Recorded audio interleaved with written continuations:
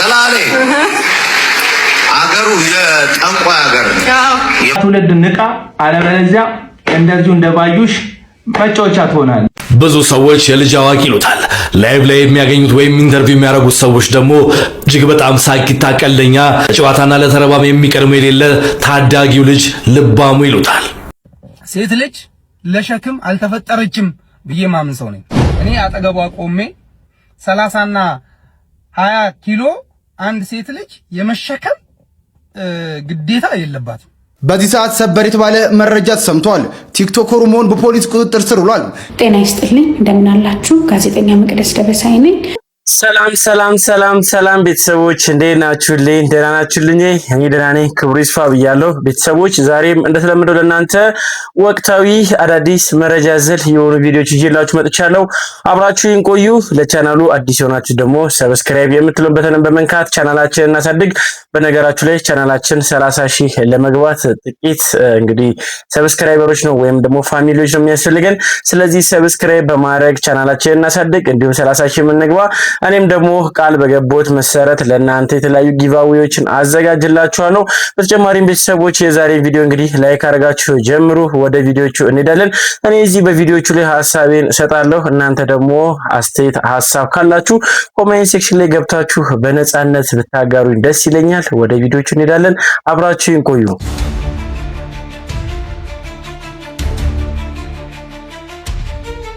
በቀን ከ356 በላይ ሰዎች በአዲስ አበባ አማኑኤል ሆስፒታል የአእምሮ ሕክምና ፈልገው እንደሚሄዱ ተሰምቷል።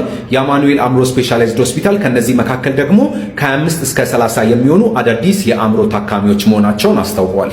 ወገን ሰሞኑን ከሰማናቸው አስደንጋጭ መረጃዎች መካከል ይሄ ነው። እኔ በዚህ ላይ ምን ለማለት እንደፈለጉ አልገባኝም። እጅግ በጣም ከፍተኛ የሆነ ቁጥር ያላቸው ሰዎች ናቸው ወደ አማኑኤል የአእምሮ ሕክምና እንግዲህ እየተጓዙ ያሉት። ይህን ነገር ስናስበው ምን አይነት ሁኔታ ላይ እንዳለ ህብረተሰቡ መረዳት እንችላለን።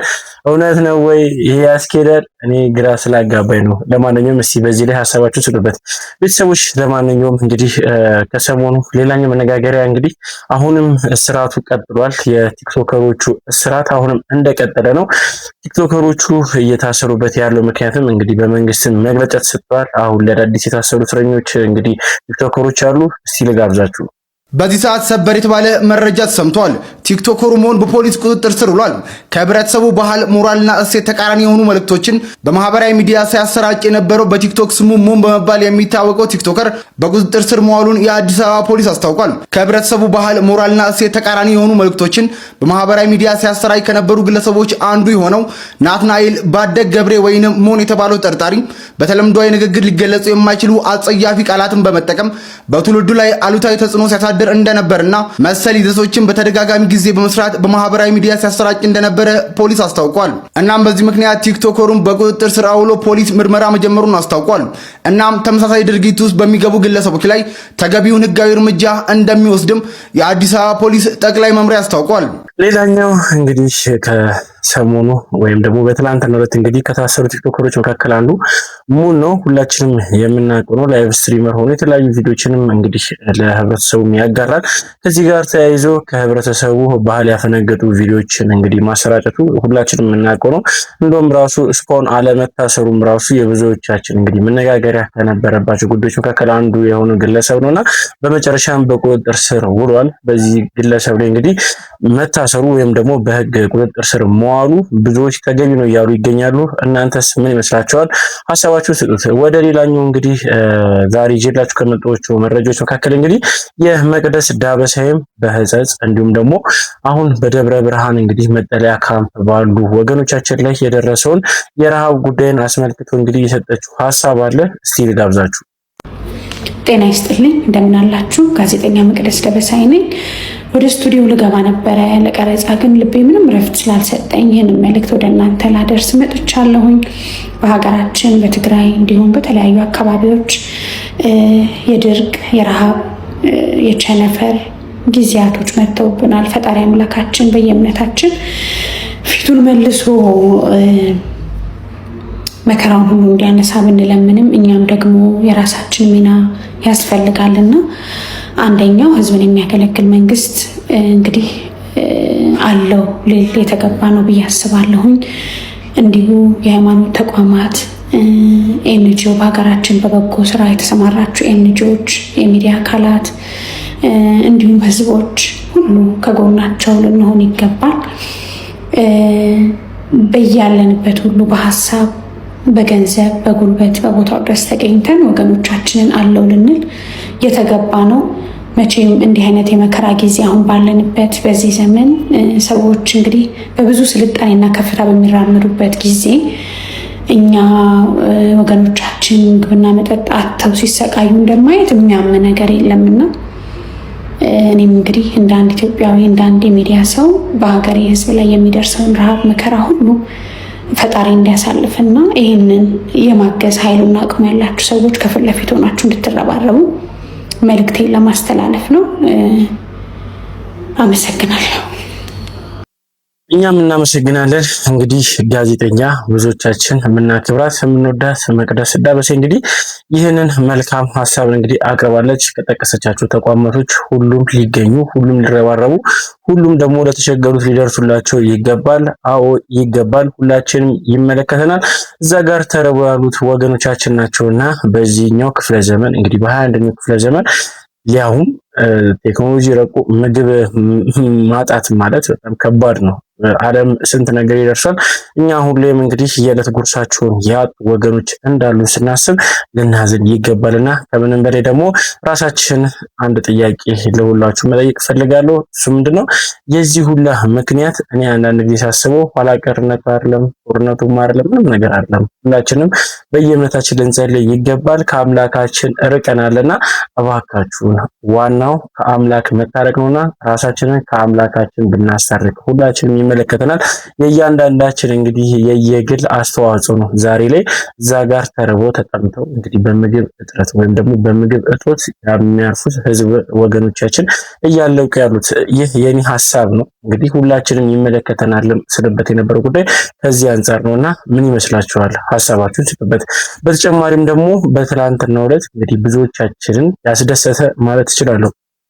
ብዙዎቻችን በቲክቶክ እንግዲህ ፕላትፎርም ከተዋወቅናቸው ቲክቶከሮች መካከል አንዱ የሆነው ታኩር እንግዲህ በደብረ ብርሃን በሚገኘው ተፈራቂዎች መጠለያ ላይ በመገኘት እርዳታ ሲያሰባስብ ነበረ። ለወገኖቹም እንግዲህ አለውላችሁ ብሎ እንግዲህ ያቅሙን ሲረዳ እንደነበረ ሁላችንም እናስታውሰው እንግዲህ ሁላችንም ስንነጋገርበት የነበረ ጉዳይ ነውና ከዚህ ጋር ተያይዞ በኢትዮጵያ ውስጥ አሉ ከሚባሉ ቁጥር አንድ እንግዲህ ባለሀብቶች መካከል አንዱ የሆነው ወርቁ አይተነው እንግዲህ ትልቅ ስጦታ አበርክቶለታል። ከዚህ ጋር ተያይዞ ብዙዎች ሀሳባቸውን እየሰጡበት ይገኛሉ። እስቲ ቪዲዮቹ ልጋብዛችሁና ሀሳባችንን ሰጥባችኋለን። 15 ሚሊዮን ብር ገቢ ያደርግላችኋል። ስለዚህ ውጭ ሀገር የሚገኙ ኮንታክታችሁ ከኛ ጋር በመገናኘት ገንዘቡን መረከብ ይችላሉ። እናመሰግናለን። ፈልገው አንተም በተመለከተ ግን ድርጅቱ የ5 ሚሊዮን ብር መኪና ለግልህ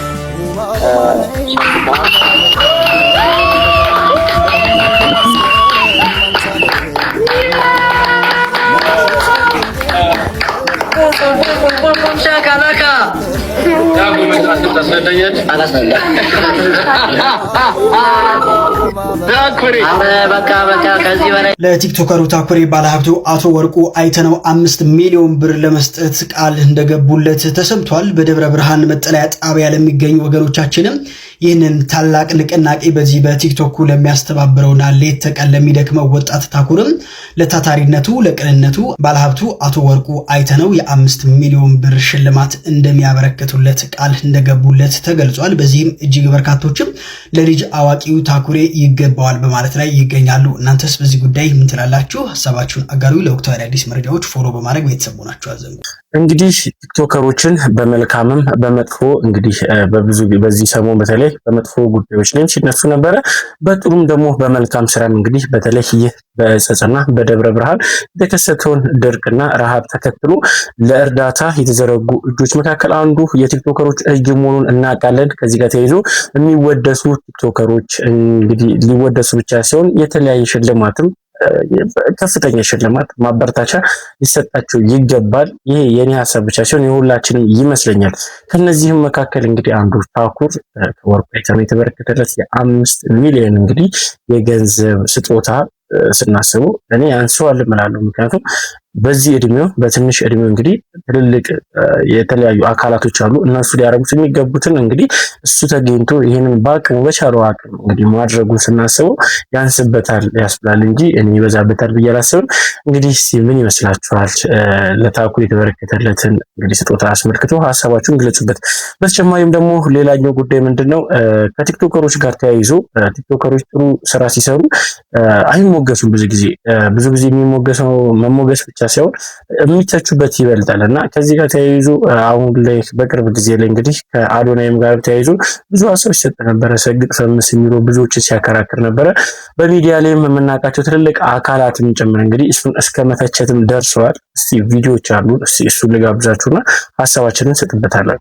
ልክ መጥፎ ስራ ሰሩ ብለን አስበን ወደፊት ጥሩ ስራ እንደማይሰሩ አስመስለን እያወራን በቀኝ እጃችሁ ትልቅ ዱላን ይዛችሁ ስገርፋችሁ የነበሩ ወጣቶች ደግሞ በመልካም ስራ ሲመጡ ይሄንን ታይቶ የማይታወቅ መልካም ስራ ሲሰሩ ደግሞ መደበቃችሁ በጣም ያስገርመኛል። በዛን ወቅት መድረክ ድረስ ወጣችሁ እስከ መናገር የደረሳችሁ ሰዎች አሁን የተደበቃችሁ የተገባችሁ ቢያንስ በቀኝ እጃችሁ ያነሳችሁትን ዱላ እንድታነሱ ያደረጋችሁ ቀኝ እጅ እነዚህ ልጆች መልካም ስራን ሲሰሩ ቢያንስ ቀኝ እጃችሁ ካልታዘዘላችሁ በግራ እጃችሁ ዌልደን ማለት ያቀታችኋል። በዛን ወቅት እነሱን ለመናገር በዛ ፍጥነት በሩጣችሁበት ልክ እንኳን ባይሆን በአሁኑ ሰዓት በትንሹም ቢሆን ተራምዳችሁ እነዚህ ልጆች አፕሪሺየት ለማድረግ ለምን አልፈቀዳችሁም? ሲያስቡበት ለማለት ነው። ወንድሞቻችን በጣም እናመሰግናለን። ይህ ነገር እንግዲህ በመላው ሀገር የሚቀጥል ይሆናል ማለት ነው። ለመላው ኢትዮጵያኖች በሙሉም እንግዲህ ትልቅ ምስጋና አለኝ። አሁንም ተባብረን በሀገራችን ላይ ሰላም ለማስፈን እንግዲህ ያብቃን እላለሁ። ብሩክ መልካም ቀን ይሁንላችሁ። እንደሰማችሁት ነው። አንዳንድ ጊዜ በትልልቅ ደረጃ ላይ ያላችሁ ሰዎች በመተቸቱ ሰዓት እንግዲህ ፊት ቀደም ሆናችሁ ተገኝታችሁ ሀሳባችሁን ሰጣችሁ ህብረተሰቡ ይህ ነገር ልክ ነው ወይስ ልክ አይደለም? ከባህል ያፈነገጠ ነው ወይስ ከባህል ጋር የተያያዘ ነው? ለባህላችን ለእድገታችን ለትውልድ ይጠቅማል ወይስ አይጠቅምም ብሎ እንዲያስተውል ወይም ደግሞ ነገሮችን እንዲያገናዝብ ትረዳላችሁ። በዚህ ጉዳይ ትልቅ ክብር ሊሰጣችሁ ይገባል። እናንተም ከባህል አንጻር ነገሮችን የምትገመግቡበት መንገድ ደስ ይላል። ነገር ግን እነዚህ ቲክቶከሮች፣ እነዚህ ታዳጊዎች፣ እነዚህ ወጣቶች እንግዲህ ትውልድን ከሚያስተምሩት መጥፎ ነገር ባሻገር ደግሞ እንግዲህ ትውልዱን ደግሞ መረዳዳት እንዳለበት ሰው ለሰው መድረስ እንዳለበትም እንግዲህ የሚገልጹ የተለያዩ መልካም ስራዎችና በጎ ስራዎችን ሲሰሩ ሊመሰገኑ ይገባል። ይህ መልእክት እንግዲህ በትልልቅ ደረጃ ላይ ላላችሁ ሰዎች ናቸው። ከዚህ ጋርም ተያይዞ ብዙዎች እንግዲህ ሀሳብ እየሰጡበት የነበረው አንዱ ሰመረ ባሪያው ነው። እንግዲህ እነ ጆዳኔንም ሊሆን ይችላል እንዲሁም ደግሞ አዶናይንም እንዲሁም ከተለያዩ ቲክቶከሮችም ሲሆን በመተቸት በተለይ ከሀገር ባህልና ወግ አስተሳሰብ ከእምነት የሚያፈነገጡ ጉዳዮችን እንግዲህ በመተቸት ህብረተሰቡ ከነዚህ እኩል የሆኑ ሀሳቦች ነቅተው እንዳይከተሉ ለማድረግ እንግዲህ ብዙ ጊዜ ይጥራል ወይም ደግሞ ያደርጋል። ይህ ነገር መልካምነቱን በዚህ አጋጣሚ መጥቀስ ፈልጋለሁ። ነገር ግን በዚህ ጉዳይ ላይ ወይም ደግሞ ህጸጽ ላይ በሰሩት ስራ ለወገኖቻቸው የደረሱት እንግዲህ በተቻሉት አቅማቸው ላደረጉት ትብብር ምስጋና ለማቅረብ እንኳን እንዴት ብቅ አላለም? እነዚህ መጥፎ ነገር ብቻ ሲሰሩ ሰዎችን እንግዲህ መጥፎ ነገራቸው መናገር እንጂ መልካም ስራ ሲሰሩ ከጎን አይቆሙም ብለው የብዙዎች ትችት እንግዲህ በሰመረ ላይ በተለይ እየተነሳ ይገኛል። ከዚህ ጋር ተያይዞ እንግዲህ እስቲ ሀሳባችሁን ስጡበት። ምን ይመስላችኋል? ሴት ልጅ ለሸክም አልተፈጠረችም ብዬ ማምን ሰው ነኝ። እኔ አጠገቧ ቆሜ 30 እና 20 ኪሎ አንድ ሴት ልጅ የመሸከም ግዴታ የለባትም። ምናልባት ለኑሮ ለማሸነፍ ስትል ኑሮ ከብዷት በህይወት ትግል ውስጥ ከሌለች በስተቀር ያቺ ሴት ለህይወቷ ለኑሮዋ ስትል ትሸከማለች። አለበለዚያ ሴት ልጅ ለሸክም አይደለም የተፈጠረችው። ያውም የሚሸከሙ ወንዶች አጠገቧ እያሉ በቃ ተጽዕኖ ፈጣሪነታችሁን ተጠቅማችሁ ሄዳችሁ ህመማቸውን ካጋራችሁን ቪዲዮ ቀርጻችሁ ለኛ ካስተላለፋችሁ ሄዳችሁ ማየታችሁ በራሱ እንትን ነው፣ ከሰባዊነት በላይ ነው። ከሰባዊነት የሚስተካከል ነገር ነው። ስለዚህ ሌላው ድራማ፣ ሌላው ማስመሰል አያስፈልግም። በቃ ምንም አያስፈልግም። ይኸውላችሁ ይሄንን ልጅ ይሁት እያለቀሰ ቪዲዮ እየተቀረጸ በመሃል ነው የሚገባው፣ ከጀርባ ነው እሱ እያለቀሰ ማለት ይከብደኛል። የሆነ ስጋው ተቆርጦ እናንተ ይንሰቀሰቃል። እግዚአብሔርን አልቀሻለሁኝ እኔ በዚህ ቪዲዮ ማታ። በቃ እኮ ይሆንና ሰባይነት እኮ 700 ኪሎ ተሸክመ ብትሄድ ይሄ ልጅ ከተሰማው ስሜት እንትን አይለኝም። ድራማው አያስፈልግም። በቃ የሆነ ነገር አድርጉ፣ ከልባችሁ በንጹህነት በነፃነት አድርጉት። ያ ሰባዊነት ነው። ሌላቺ ማስመሰሏን ድራማዋን ምናምን ተዋት፣ በእናታችሁ ተውት እሱ ማስጠንቀቂያ አንድ፣ ይሄ ቅናት አይደለም። የተሰማኝን የመናገር መብቴን ተጠቅሜ የተሰማኝን የመናገር ነፃነቴን ሐሳቤን የመግለጽ መብት ተጠቅሜ የሚሰማኝን ነገር የምናገረው። እንግዲህ እንደሰማችሁት ነው። ቲክቶከሮቹ በርከት ያለ መልካም ስራ በተለይ በተጎዱ ወገኖቻችን ላይ ደርሶ ያቅማቸውን እያደረጉ ይገኛሉ። ከዚህ መካከል እንግዲህ በቲክቶክ ፕላትፎርም በተለይ ቲክቶክ ላይ የምናውቃት እህታችን ፊዮና በሚል ስሟ ነው እንግዲህ መጠሪያ የምናውቃት። ይቺ እንግዲህ ታዳጊ ልጅ እዛ ጋር ተገኝታ ስትረዳ ያቅሟንም እንግዲህ 50 ኪሎ የቻለችውን ያህል ተሸክማ እንግዲህ ምግቡን በማድረስ በመርዳት በጉልበቷም እየረዳች ነበረ እና ከዚህ ጋር ተያይዞ ብዙዎችን ያነጋገረ ነው። እዛ ጋር ለማስመሰል ነው ወይንስ ደግሞ ከልቧ እየሰራች ነው? ምክንያቱም ወንዶች ባሉበት ቦታ ላይ የሴት ልጅ የጉልበት ወይም ደግሞ ሴት ልጅ በጉልበት አስተዋጽኦ መስጠቷ ተገቢ አይደለም ብሎ ወንድማችን ተናግሯልና እኔም ግራ ስለገባኝ ነው። ተገቢ ነው ወይስ ተገቢ አይደለም? እዛ ጋር እየሰራች ያለችው እውነት ለወገኖቿ አስባ ነው ወይንስ ለታይታ ነው የሚለው ነገር ፈጥሮ ብዙዎች እየተነጋገሩበት ይገኛል። እኔ ግን ያቅሟን አድርጋለች፣ ብዙም ማተር አያደርግም። ያው አንዳንድ ጊዜ ለመተቸት እንቸኩላለንና እኔ ብዙም አላመንኩበትም። እስቲ እናንተ ሀሳብ ስጡበት። ከእርዳታው በላይ የሚያሳስበው ነገር እቺ ልጅ የምታወራው ነገር አንድ ጊዜ መስማት እባካችሁ ይሄንን ጁስ እየሰጣችሁ ከረሃቡ ቀድማችሁ እናንተ እንዳትገሏቸው። በጣም ረጅም ጊዜ ምግብ ያልበላ ሰው እዚህ ጁስ ውስጥ ያለውን ስኳር መቋቋም አይችልም። ሪፊዲንግ ሲንድሮም ያጋጥማቸዋል። ራሳቸውን ሊሰጡ ይችላሉ። በጣም አቅም ያጣሉ። በጣም ነው የሚደክሙት። ስለዚህ እናንተ ማድረግ ያለባችሁ የታሸገ ውሃና ወተት ነው ይዛችሁላቸው ልትሄዱ የሚገባው። ያንን ውሃና ወተት እያቀላቀላችሁ ስጧቸው እስኪረጋጉ ድረስ። እንደሰማችሁት ነው። ለወገኖቻችን ስንደርስ በተለይ ለናስተውል ይገባል። የጤና አማካሪዎች ወይም ደግሞ በጤናው ዘርፍ ላይ ያሉ በሕክምናው ዘርፍ ላይ ያሉ ሰዎች በእነሱ አጋዥነት መሰረት እርዳታው ቢደረግ የብዙዎች ሀሳብ ይመስለኛል፣ ያግባባናል ብዬ አስባለሁ። ምክንያቱም እዛ ጋር ያሉት ሰዎች በረሃብ ለበርካታ ቀናት ማለት ይቻላል እንግዲህ ሰውነታቸው ተጎድቷል።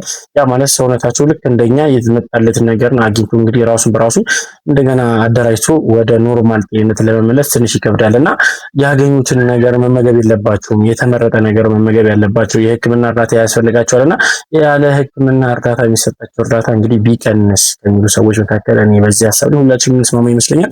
እንግዲህ ሲረዱም የነበሩትንም እግዚአብሔር ይስጣቸው። ነገር ግን የሚረዱትን እርዳታ ከሕክምና አንጻር ወይም ደግሞ የሕክምና አካላት ጋር አንድ ላይ ትዕዛዝ ቢኖርበት የበለጠ ጥሩ ነው ብዬ አስባለሁ። በዚህ ላይ እስቲ ተወያዩበት ኮሜንት ሴክሽን ላይ እንደ ሀሳብ ነው እንትን እምላችሁ። ከሰላሌ አገሩ የጠንቋይ አገር የመተተኛ እና ከዚህ ፊት መስክሬ ነበር። አራ ስለ አረቄ አንዳንድ ሰው ሱፍ ስለለበሰ ብቻ ትልቅ አዳራሽ ስላለው ብቻ ዝነኛ ስለሆነ በጣም በርካታ ሰው ስለሚከተለው የኢየሱስን ስም ስለሚጠቀም መኪና ስላለው ስክሪን ስለገጠመ ብቻ ጠንቋይ የሆነ አይመስለውም። በነገራችን ላይ ይሄ ሰው በመንግስት ተጠይቆ የሚገባውን ቅጣት ማግኘት ያለበት ሰው ነው። ሰላሌ ውስጥ ጠንቋይ አለ ማለት አንድ ነገር ነው። ምክንያቱም ኤቭሪዌር ጠንቋይ አለ። እንኳን ኢትዮጵያ ውስጥ በመላው ዓለም ጠንቋይ ሞልቷል። ነገር ግን አንድን አገር ጠቅልሎ የጠንቋይ አገር ነው ጠንቋይ ናቸው ብሎ ጠቅልሎ መናገር በሕገ መንግስት ጭምር የሚያስጠይቅ ነውና ይቅርታ እንደጠየቀ ሰምቻለሁ። ነገር ግን እንደዚህ አይነት ጉዳይ በተደጋጋሚ በሰላሌ ብቻ አይደለም፣ በይበልጥ በሰሜን በአማራ ክልል በበርካታ ነብይ ነን በሚባሉ ሰዎች የጠንቋይ አገር፣ የእንትና አገር፣ የመተተኛ አገር ተብለው ሲፈረጁ በተደጋጋሚ ይስተዋላሉ። ከፍ ካለ የሆነ ደብዳቤ ይጽፋሉ ይቅርታ ምናምን የሚል እንደዛ የሚባል ነገር የለም። ሕገ መንግስቱ ተገቢ የሆነ እርምጃ ሊወስድባቸው ይገባል። በጣም በርካታ ነብይ ነኝ የሚሉ ሰዎች በተደጋጋሚ በይበልጥ የኢትዮጵያ ኦርቶዶክስ ተዋሕዶ ቤተክርስቲያን ላይ ለመናገር ምንም አይሸማቀቁም፣ ምንም አያፍሩም፣ ማንንም አይፈሩም። በተደጋጋሚ ሲናገሩ ሰምተናቸዋል። እስካሁን ድረስ ሕገ መንግስቱ ምንም ሲያደርጋቸው አይተናናቅም። ስለዚህ ሁልጊዜ ይቅርታ የሚባል ነገር አይሰራም። ተገቢ የሆነ እርምጃ ሊወሰድባቸው ይገባል። እነሱ ራሱ ሊመረመሩ ይገባሉ። ነብይ ይሁኑ፣ ጠንቋይ ይሁኑ፣ መተተኛ ይሁኑ፣ ደብተራ ይሁኑ፣ የማይታወቁ ሱፍ የለበሱ መኪና ያላቸው ቤት ያላቸው በጣም ብዙ መንጋ የሚከተላቸው ራሳቸው ጠንቋይ እንደሆኑ ሁላ ያልተረጋገጡ በርካታ ሰዎች አሉ። እነሱ ሁላ ሊጠየቁ ይገባሉ። እውነት ለመናገር ቪዲዮውን ስንመለከተው ኢንዲቪጁዋሊ የሆነ ግለሰብን መተቸት እንችላለን። ነገር ግን በርከት ያለ ኮሚኒቲን ወይም ደግሞ ህብረተሰብን በአንድ ላይ በጅምላ እንዲህ ናቸው ብለን የመወሰን ነገር ትንሽ እኔ አላምንበትም፣ የኔ ሐሳብ ነውና ከዚህ ጋር ነው ችግር የተፈጠረው። እና አሁን ፓስተሩ ምናልባት 1 2 3 4 5 10ም ሊሆን ይችላል 100ም ሊሆን ይችላል እና የፈለገ ቢሆን የመልካሙ ሰው ወይም ደግሞ የጤነኛው ህብረተሰብ ቁጥር እስከበለጠ ድረስ በጅምላ አንድ ላይ ስማቸውን ማጠልሸት ማቆሸሽ አይቻልምና ህግም ከዚህ አንፃር ተያይዞ እንግዲህ ብዙ ክትትል እያደረጉበት እንዲሁም ደግሞ ለዚህ ላደረገውም ድርጊትም ደግሞ ምላሽ መስጠት እንዳለበት አምነው እንግዲህ ጥያቄ አቅርበው እየተከታተሉት ይገኛል። ከዚህ ጋርም ተያይዞ አቤል አቡነም እንግዲህ የሰጠው ሐሳብ አለ። እስቲ ልጋብዛችሁ። ትውልድ ንቃ፣ አለበለዚያ እንደዚሁ እንደባዩሽ መጫወቻ ትሆናለህ። ከሰላሌ እሺ፣ ከዚህ በፊት መስክሬ ነበር። አረ ስለ አረቄ አሃ፣ አገሩ የጠንቋይ አገር ነው፣ የመተተኛ እና የፊቼ ከተማ ፖሊስና የፊቼ ከተማ አቃቢ ህግ ባዩሽ የተባለችውን ግለሰብ በቁጥጥር ስር አውሎ እያጣራ እንደሚገኝ አስታውቋል። ፓስተር ሄኖክንም በቁጥጥር ስር ለማዋል ስራዎች ቻሌ አገሩ የጠንቋይ አገር ነው የመተተኛ አለና ጭራሽ መተተኛም ጠንቋይ የሌለበት በጣም ንጽሕት ያለች ሀገር አሜሪካ ላጣል። ከዛስ ስለ አረቄ መስክሬ ነበር ያለችው ምስኪኗ ባዩሽ የሰላሌ ፍቼ ፖሊስ ቁጥጥር ስር አዋላት። ይሄ ነው ሪያሊቲው ምድር ላይ አየህ። ማይክ ይዘው ሱፍ ለብሰው የእግዚአብሔር ሰው ብለህ የምትከተላቸው ሰዎች ሰላሌን ምድራቸውን የራሳቸውን ሀገር ጠንቋይ የጠንቋይ ሀገር የመተተኛ የደጋሚ ሀገር ብለው ስም ይለጥፉና ከዛስ እነሱ ጠንቋይ የሌለበት አሜሪካ ቪዛ ስላላቸው ዲፕሎማት ፓስፖርት ስላላቸው ላጥ ብለው ይሄዳሉ። ማን ይታሰራል? ምስኪን ባዩሽ ትታሰራለች። እነ ባዩሽ ምስኪኖች ያበለጸጓቸው እነዚህን ሰዎች ሀብታም ያደረጓቸው ቴሌቪዥኖቻቸው ላይ እንደዚህ ሆነልኝ እንደዛ ሆነልኝ ብለው መስክረው ታዋቂ ያደረጓቸው እግዚአብሔር አይደለም። እነዚህ ሰዎች በጭብ ካፈር ከትቢያ ያነሳቸው ካፈር ከትቢያ ያነሳቸው ጥንቆላቸውን ፍለጋ መጋዘናቸው ሄደው በማጨብጨብ በመዝለል ያሟሟቁላቸው ሰዎች ብዙ ትንቢት ይሰማሉ። ሪያሊቲው ግን ምንም ነገር ሲመጣ እነሱ የሚያመልጡበት እንኳን ምንም ነገር የላቸው። ቪዛ የላቸው፣ ፓስፖርት የላቸው፣ እድል የላቸው። ዋናው ተናጋሪ ዋናው ሐሳብ ሰጪ ሄኖክ ጂፒኤስ በተናገረ ቪዲዮ በተለቀቀ በበነጋታው አሜሪካ ሲሄድ ባዩሽ ግን የት ነው ያለችው? እስር ቤት ናት ያለችው።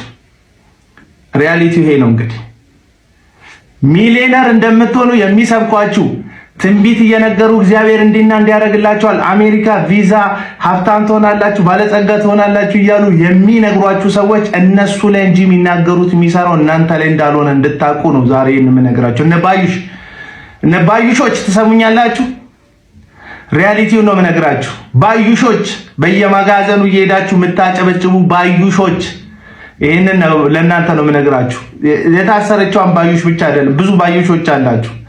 ባዩሾች እያጨበጨባችሁ መባና አስራታችሁን የፍቅር ስጦታ እያላችሁ እነዚህን ሰዎች ታበለጸጓቸውና እነሱ በሚከቷችሁ ስህተት ውስጥ እናንተ ጨለማና እስር ላይ ስትወድቁ ድህነትና መቀመቅ ውስጥ ስትወርዱ እነሱ ሊረዷችሁ አብሯችሁ ሊታሰሩ ቀርተው በበነጋታው ሀገር አሜሪካን የሚገቡት ጠንቋይ የሌለበት ሀገር ማለት ነው። አይ ከግብፅ ጠንቋይ የባቢሎን ጠንቋይ ይሻለኛል አይነት ጨዋታ የሚጫወቱ ነብይ የሚል የሚከብዳቸውን ማዕረግ የለጠፉ ስራቸው ግን ጥንቁልና የሚመስል ደጋሚና መተተኛ የሚመስሉ አውርቶ አዳሪዎች ገምቶ አዳሪዎች ጋር ሄዳችሁ ህይወታችሁን ባታበላሹ ይሻላል ባይ። ትልልቅ አዳራሽ ይሰራሉ። በካውንስሉ በኩል ከመንግስት መሬት ይቀበላሉ። መሬታቸው ላይ እንደ ነገሩ የሚሆን ህንፃ ያቆማሉ። እሱንም በህዝብ ገንዘብ ሰብስበው ህዝብ ብር አዋጣ ብለው ከህዝብ የሰበሰቡትን ነገር ያቆማሉ። የራሳቸውን አዳራሽ እንዳትሳሳቱ፣ ቤተክርስቲያን አላልኩም፣ የራሳቸውን አዳራሽ ሐዋርያ፣ ነብይ፣ ፓስተር ነኝ ባዮች ማለት አስተማሪ ነን ባዮች፣ የስተት ትምህርት ለእግዚአብሔር ቃል የማይመለሱ እግዚአብሔርን የማይፈሩ የሰውን ኪስ የሰውን ህይወት ማጠብ ላይ ህይወታቸውን የመሰረቱ ሰዎች አዳራሽ ይገነባሉ። ካርታውን ከያዙ በኋላ ከባንክ ለቤተ ክርስቲያኒቷ ጥቅም ብለው ይበደራሉ። ገንዘብ አይሸጡትም፣ መሸጥ አይችሉም። ከዛ ይበደራሉ። ከዛ ይበደሩና በርከት ያለውን ገንዘብ ወደ ራሳቸው ወደ ግላቸው ያዘዋውሩና ቀድመው ቤት የገዙበት ወይ አውሮፓ ወይ አሜሪካ ተነስተው ይጠፋሉ። ከዛ ምዕመኑ ምን ይላል? የእግዚአብሔር ቤተክርስቲያን ብዙ ሰዎች የተጽናኑበት የተፈወሰ ቤተክርስቲያን በአራጅ ሊሸጥ ነው። ስለዚህ ወንጌላውያን ብዙ ሰዎች እዚህ ቦታ ላይ ተጽናንተዋል። ባለ ራዩን ለማስፋፋት አሜሪካና አውሮፓ ነው የሚገኘው። ስለዚህ ቤተክርስቲያኒቷ መሸጥ የለባትም። ስለዚህ ገንዘብ አዋጡ ትባላላችሁ። እናንተ ደግሞ የጌታ ተአምር የታየበት ቸርች ብላችሁ ታዋጣላችሁ። ከዛስ ከባንክ ዕዳ እንደምንም ብላችሁ ታላቀቃላችሁ። ከቻለ ተመልሶ መጥቶ የረፍት ቀኑ ላይ ይሰብካችኋል። ካልቻለ ደግሞ የሚገባውን ዋጋ ስላገኘ እዛው ሀገር አሜሪካ በስልክና በምናምን እየደወለ አለቃ ይጫወትባችኋል። እድሜ ልካችሁን ነፍሳችሁን ለነዚህ ሰዎች እየገበራችሁ እየሰዋችሁ ትኖራላችሁ። ይሄ ነው ጌሙ። ባዩሾች ይሰማል። ምንም አታመጡም ነው ብላችሁ ማን ባዩሾች እነሱ ያጠፋሉ። በአንደበታቸው በህይወታቸው ይስታሉ። ለገንዘብ ሲሉ ማይዘላብዱት ነገር የለም። እነሱ ርቀው ይቅርታ ይጠይቃሉ። እናንተ ይቅርታ የምትጠይቁበት እድል እንዳይኖራችሁ እስር ቤት ትወረወራላችሁ። ስለዚህ የምትነቃ ትውልድ ንቃ፣ አለበለዚያ እንደዚሁ እንደባዩሽ መጫወቻ ትሆናለህ። አንዱ ለቀን ስለምትታሰራለህ። ለእንደዚህ አይነት በሱፍ ለተወጠሩ በከረባት ለተጆቦኑ ሐሰተኛ መተተኛ ጠንቋዮች ለምን እንደዚህ ጊዜን ትበላለህ? ለምን እድሜን ትበላለህ? ስለ አረቄ መስክሬያለሁ፣ ስለ ጠጅ መስክሬያለሁ። ለምን ትሰቃያለህ? ክርስቶስ ኢየሱስ የሰራልን ስራ አምነ ነፃ አትወጣም? እግዚአብሔር በሰራልን ስራ ድል አታደርግም? ለማንኛውም ይህ ቪዲዮ ለብዙ ሰዎች አድርሱት። ይመቻችሁ። እንደሰማችሁት ነው ፓስተሩ። ብዙዎች እንግዲህ አምልጦ ነው የወጣው የሚል ሐሳብ አላቸው። ነገር ግን በዛ ብቻ ሳይሆን ለአገልግሎት እንደወጣ ነው መረጃ የሚያሳዩት። ነገር ግን ቢሆንም ለዚህ ጉዳይ እውነተኛ ንጹህ የሆነ ምላሽ ሊሰጥበት ይገባል። ምክንያቱም የተናገረው ተራ ግለሰቦች አይደለም፣ ወይም ደግሞ እገሌ ወይ እገሊትን አይደለም። እንደ የራሳቸው እንደ ሀገሩ እንደ ህዝብ የራሳቸው ባህል ወግ ያላቸው የራሳቸው አመለካከት ያላቸው የራሳቸው ስርዓት ያላቸው እንግዲህ ህብረተሰቦችን ነው በአንድ ላይ ይህን ሀሳብ ይሰጥባቸው እና ለዚህ ምላሽ ይሰጥበት ይገባል። እኔ በዚህ ጉዳይ ላይ የሚመስለኝ ሀሳብ ይሄ ነው። ብዙዎችም የራሳቸው መላምትና ሀሳብ ይሰጡበት ይገኛሉ። ምክንያቱም እንደ ሀገር ይህ ንግግር ሲናገር ያው እስከመታሰርም የአንድ ክልልን ማለት ይቻላል የአንድ ህብረተሰብን እንግዲህ ስም ማጠልሸት ስለሆነ ስም በማጥፋት ሊታሰርም ይገባል ብለው እንግዲህ ሀሳባቸውን እየሰጡበት ይገኛሉ። እናንተስ ምን ትሉበታላችሁ? ፓስተሩ ለሰራው ድርጊት ምንድነው መቀጣት ያለበት? እንዲሁም ደግሞ ምንድነው ፓስተሩስ ማድረግ ያለበት? ለዚህ ሀሳባችሁን ኮሜንት ሴክሽን ላይ ክፍት አድርጌላችኋለሁ። ቤተሰቦች እስካሁን ድረስ አብራችሁን ስለቆያችሁ ከልብ አመሰግናችኋለሁ። ለዛሬ ይዤላችሁ የመጣኋቸው ቪዲዮዎች እኚህን ይመስላሉ። እስካሁን ድረስ አብራችሁን ስለቆያችሁ በድጋሚ አመሰግናለሁ ለማለት ወዳለሁ። ቤተሰቦች ቻናሉን ሰብስክራይብ በማድረግ እንግዲህ ፋሚሊ እንደሆናችሁ ተስፋ አድርጋለሁ። እንዲሁም በተጨማሪም ደግሞ ቪዲዮን ላይክ አድርጋችሁ እንደጀመራችሁ ካላረጋችሁም ደግሞ አሁን ላይክ በማድረግ እንግዲህ ሀሳባችሁንም ደግሞ ኮሜንት ሴክሽን ላይ በመግለጽ መልካም ትብብራችሁን እንድትገልጹልኝ ከዚህ ጋር በትህትና ጠይቃችኋለሁ። በቀጣይ ቪዲዮ እስክንገናኝ ሰላም ቆዩልኝ። ወዳችኋለሁ።